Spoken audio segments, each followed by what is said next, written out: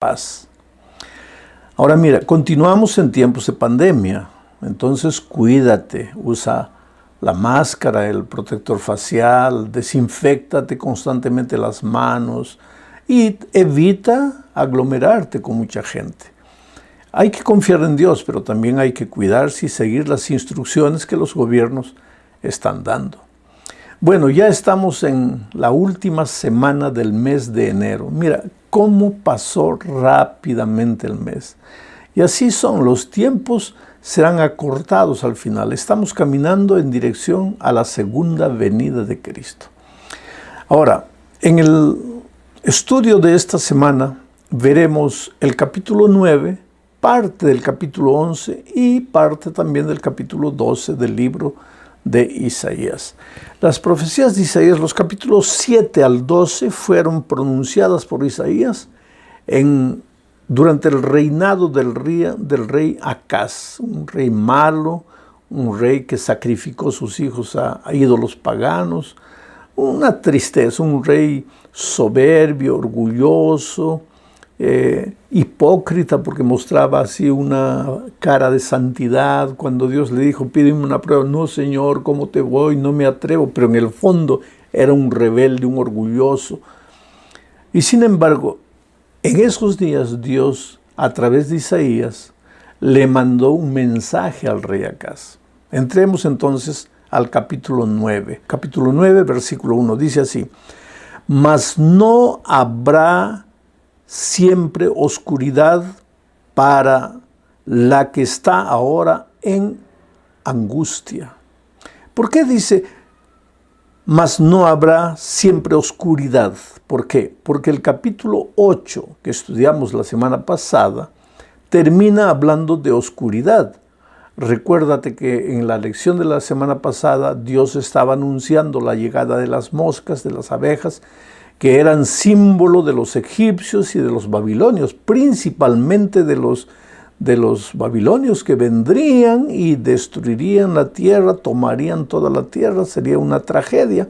Y entonces habría angustia, habría dolor, habría lágrimas, habría un momento de oscuridad, porque no solamente oscuridad en el sentido de que el enemigo me está haciendo sufrir, sino en el sentido de que ellos se habían separado de Dios, y separados de Dios, pues están separados de la vida, separados de la bendición, separados de la luz. Por eso el pueblo vivía en la oscuridad. Entonces, ¿qué hicieron en la lección de la semana pasada? Se volvieron a los adivinos, a los necromantes, a los espiritistas, para consultar con los muertos cuál sería la salida. Mira, Dios los estaba llamando constantemente, no le hacían caso a Dios. Estaban mirando a las cosas de este mundo, soluciones humanas, soluciones terrenas, filosofías humanas, maneras de pensar humanas, y no volver los ojos a Dios. ¡Qué tristeza! Ahora, hoy también vivimos días de oscuridad, oscuridad moral, oscuridad espiritual, y la gente desesperada busca soluciones para sus problemas en este camino, en el otro camino, por aquí. Eso de la energía, que la luz, que la buena vibra, que los muertos, que los espíritus pueden hablar, que la luna, las estrellas, los astros. Estamos viviendo en días de oscuridad. El pueblo de Judá estaba viviendo así, especialmente la región de Galilea. Vuelvo a leer el texto ahora. Dice así, el versículo 1. Mas no habrá oscuridad, esta oscuridad que había profetizado en el capítulo 8, Isaías, dice ahora en el capítulo 9, mas no habrá siempre oscuridad para la que está ahora en angustia, tal como la aflicción que le vino en el tiempo que livianamente tocaron la primera vez a la tierra de Zabulón y a la tierra de Neftalí, que era la zona de Galilea. Ellos sufrieron, fueron más tocados cuando vino la destrucción del norte, fueron los que más sufrieron. Entonces dice ahora, pero que no habrá más oscuridad, no habrá más sufrimiento, no habrá más dolor para ellos. Sigue diciendo, pues al fin llenará de gloria el camino del mar. El camino del mar se refería a la región de Galilea. De aquel lado del Jordán, en Galilea de los gentiles. Ahora ya especifica Galilea. ¿Por qué la gloria llegará a esa región, a esa tierra de dolor, de sufrimiento y de oscuridad espiritual y moral? ¿Por qué? Dice, pues al fin llenará de gloria el camino del mar de aquel lado del Jordán en Galilea de los gentiles. ¿Cómo llegará esa gloria? El pueblo que andaba en tinieblas vio gran luz. Los que moraban en la tierra de sombra de muerte, luz resplandeció sobre ellos. Y aquí, queridos, se estaba refiriendo a un libertador que Dios les mandaría si ellos se arrepintieran, si ellos volviesen su corazón a Dios. Pero como no lo hicieron, el mensaje embutido aquí está hablando del Señor Jesucristo, que nació en Nazaret, a 29 kilómetros de la región de Galilea, y que desarrolló su ministerio e hizo sus milagros por todos esos lugares. Jesús es la luz del mundo. En este mundo de tinieblas, Jesús está diciendo la única solución para este mundo es Jesucristo. Dios está diciendo la única solución es Jesucristo. Ahora es interesante que los hombres vuelven los ojos para todos lados, pero se olvidan de Jesús. Y hasta los cristianos concentramos nuestra atención apenas en la iglesia, en el aspecto físico, exterior de la religión, y nos olvidamos de Jesucristo, cuando es el único que puede aliviar nuestros dolores, los dolores del alma, el único que puede abrir nuestros ojos para ver las salidas. Oh querido, no hay problema que no tenga solución. No hay problema que no tenga salida. Pero en medio de las tinieblas nunca vas a ver la solución. Por eso necesitas vivir una experiencia personal de vida con Cristo. Necesitas buscarlo todos los días de mañana, clamar a Él, suplicar a Él, esperar de Él. Esta es la única solución. Jesús es la salida. Sigue diciendo el versículo 4, porque tú, refiriéndose a esa luz, a la gloria que aparecería en la región de Galilea, porque tú quebraste su pesado yugo. ¿Pesado yugo de quién? De la gente que vivía en esa región, de la gente que estaba en oscuridad, de la gente desesperada. Porque tú quebraste su pesado yugo y la vara de su hombro y el cetro de su opresor, como en el día de Madián. Quiere decir, ahora vamos a transferir esto para nuestros días. El pueblo está en opresión espiritual, prisionero de hábitos, de vicios que no se pueden libertar, llenos de dificultades en el hogar, en la familia, en la vida personal, en la vida financiera. El pecado oprime, el pecado es muerte, pero no es una muerte instantánea, ya lo he dicho. Ojalá que fuera una muerte instantánea. ¿Por qué digo ojalá? Porque si fuera una muerte instantánea, pues ya no sufriríamos. Pero el pecado trae destrucción y muerte paulatina, lenta, nos va matando lentamente, nos va quitando las ganas de vivir, nos va asfixiando, hasta que llega un punto en que la gente piensa, ¿para qué vivir? Ya esta vida no tiene más sentido. Estamos en el valle de la oscuridad, no vemos salida. Pero cuando llega Jesús, el Mesías, quiebra el pesado yugo de la esclavitud, la vara de nuestro hombro, quiebra el cetro de nuestro opresor. Cetro, los reyes usaban un cetro y el diablo se considera nuestro rey, nuestro dueño. Por eso se habla aquí del cetro del opresor, del poder del diablo. Cuando llega el Mesías, cuando llega la luz a la región de Galilea, a nuestra propia Galilea, a nuestra tierra maldita por el pecado, a nuestra tierra destruida, a nuestra tierra de lágrimas, de sufrimiento, cuando llega la gloria, llega la luz en la persona del Señor Jesucristo, el cetro de nuestro opresor es quebrantado. Ahora vamos a la segunda parte de este estudio, hablando de la promesa de un hijo que nos es dado. Pero antes quiero comentar algo más. del texto anterior. Dice, porque tú quebraste su pesado yugo y la vara de su hombro y el cetro de su opresor, como en el día de Madián. ¿Por qué en el día de Madián? ¿Te acuerdas de la batalla contra los madianitas? La batalla que lideró Gedeón. Gedeón salió con muchos hombres. Dios le dijo, no, vamos a quitar un poco. Y les colocó varias pruebas y la gente fue saliendo, los soldados fueron saliendo, y solo se quedó Gedeón con 300. Y con 300 derrotó a los madianitas. ¿Por qué? A ver, ¿por qué?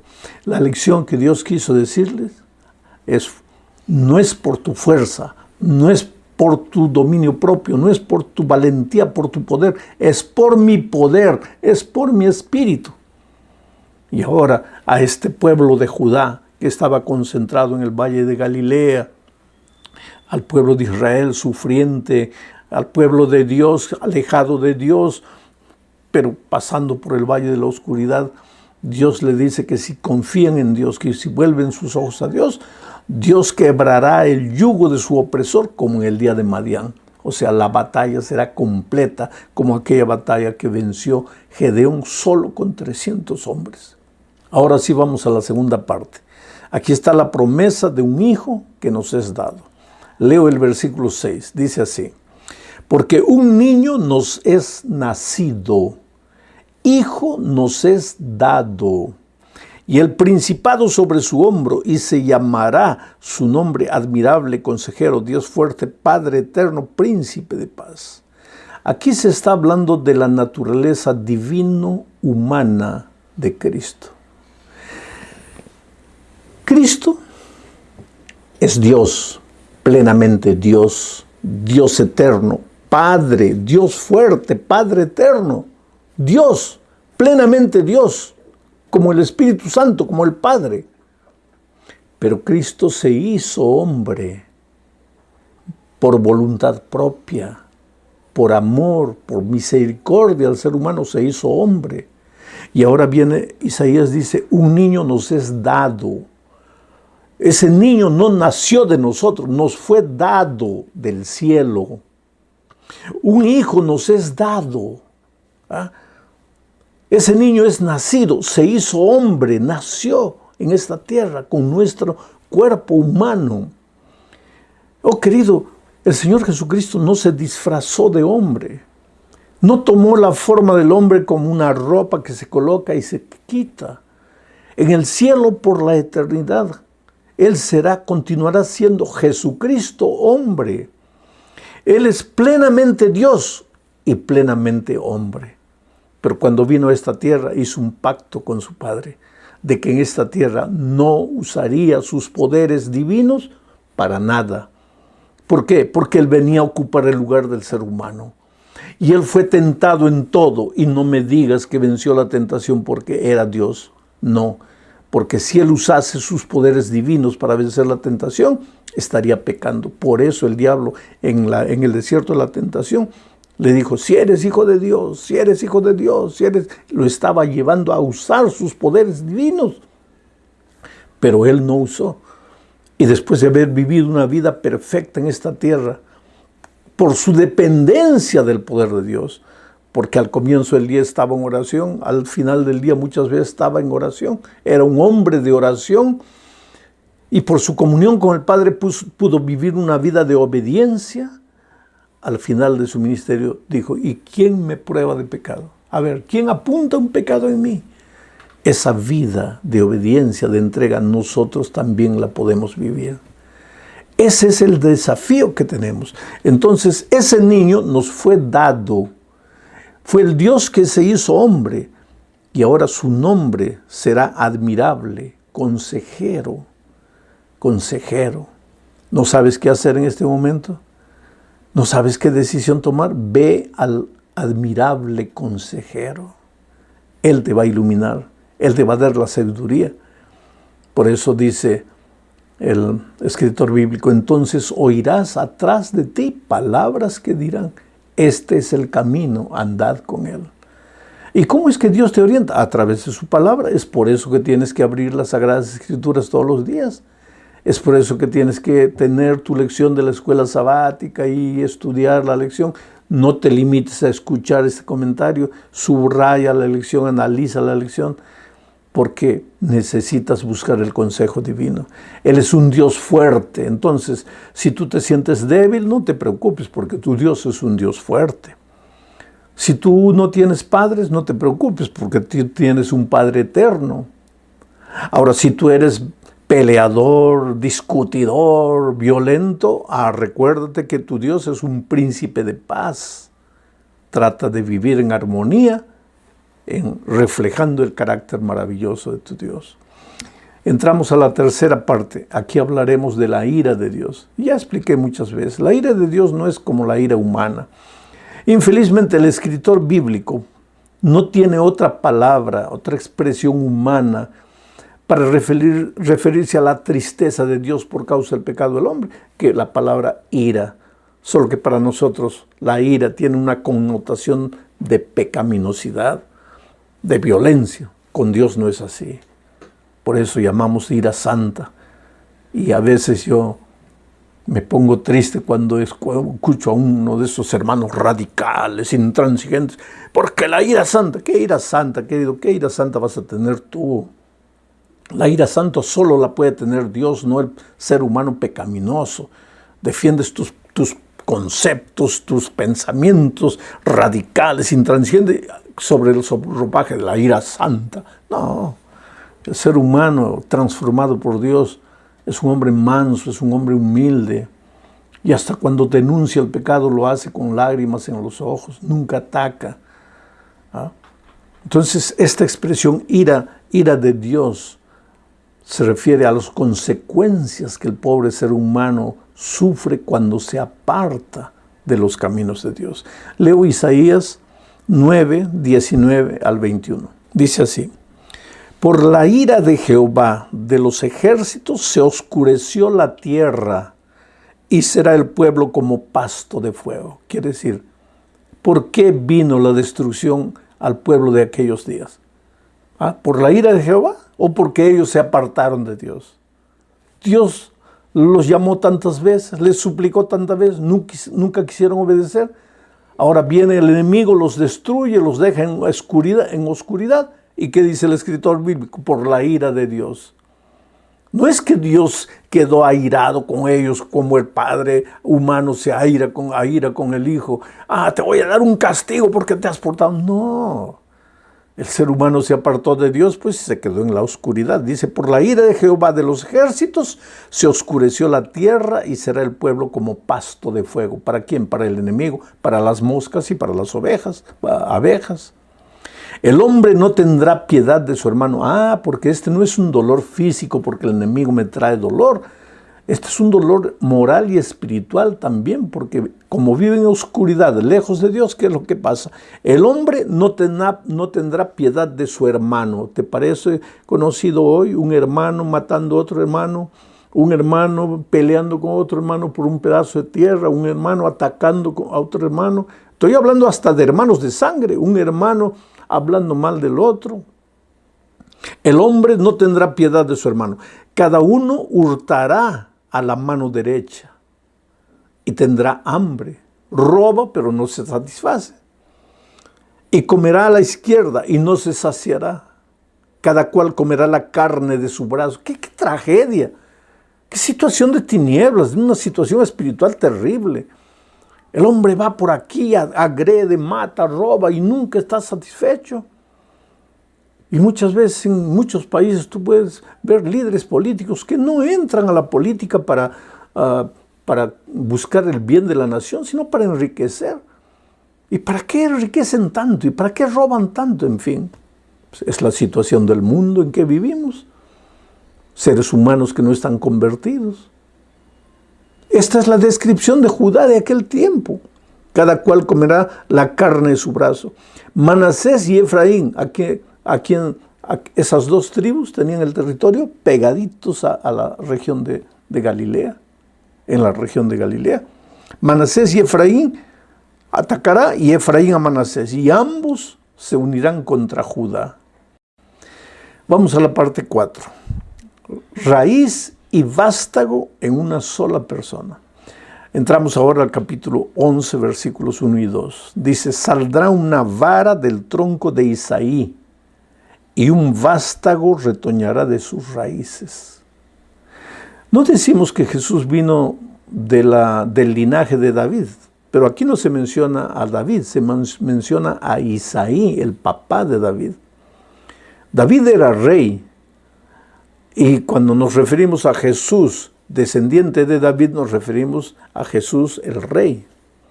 Pero Isaí, el papá de David, era un agricultor, campesino, siervo.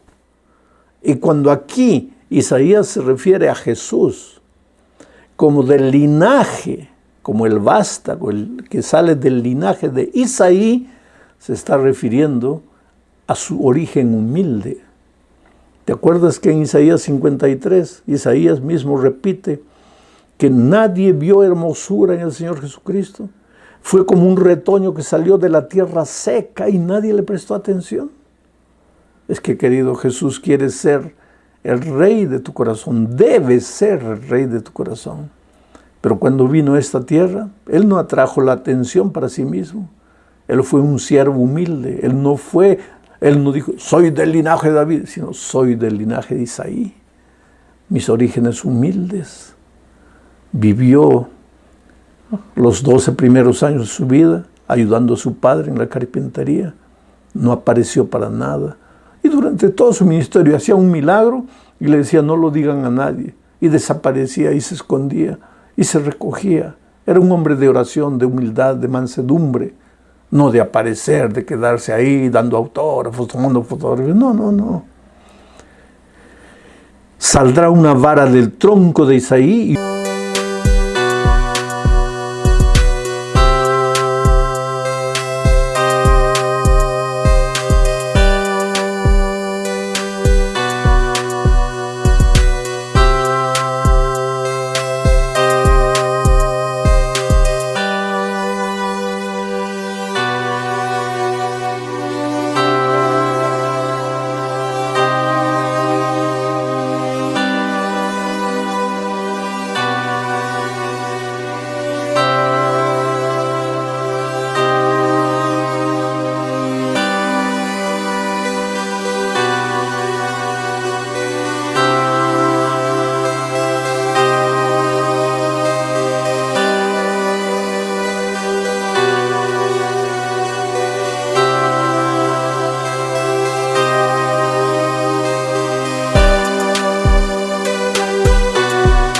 y un vástago retoñará de sus raíces, y reposará sobre él el espíritu de Jehová. Esto es interesante, porque en Lucas 4:16, cuando el Señor Jesucristo llega a Capernaum, mira lo que dice el relato. Voy a leer Lucas 4:16 al 19.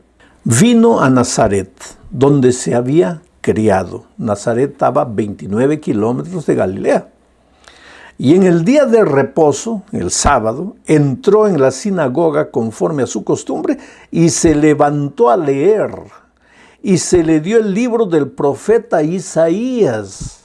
Y habiendo abierto el libro, halló el lugar donde estaba escrito: el Espíritu del Señor está sobre mí. ¿Te das cuenta? Y ahora Isaías, en la profecía que leímos ahora, vuelvo a repetir el texto, dice así: saldrá una vara del tronco de Isaí y un vástago retoñará de sus raíces. Era Jesús. Y reposará sobre él el Espíritu de Jehová. Y Jesús fue un hombre que caminó en el Espíritu. Fue engendrado por el Espíritu. Cuando lo estaban persiguiendo pequeñito, el Espíritu apareció a José y le dijo: lleva al niño a Egipto. Fue bautizado. En el momento de su bautismo, el Espíritu apareció y habló. Fue llevado por el Espíritu al desierto para ser tentado. Hizo los milagros grandes de su vida por el Espíritu Santo. Y finalmente en la cruz del Calvario expiró en el Espíritu. Oh, cómo quisiéramos nosotros ser.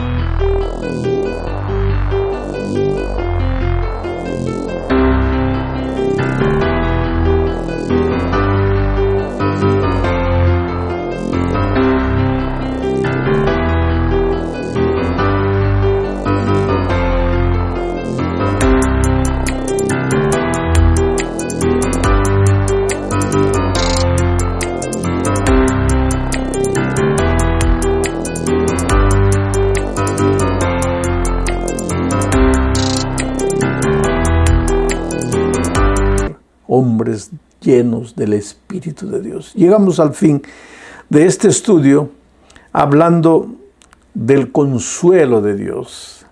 El capítulo 12 es una pequeña poesía. Isaías capítulo 12, versículos 1 y 2 dice: en aquel día dirás, en aquel día, cuando Jesús venga, cuando tú lo aceptes a Jesús, porque de nada vale que Jesús haya venido a la tierra si tú no lo aceptas.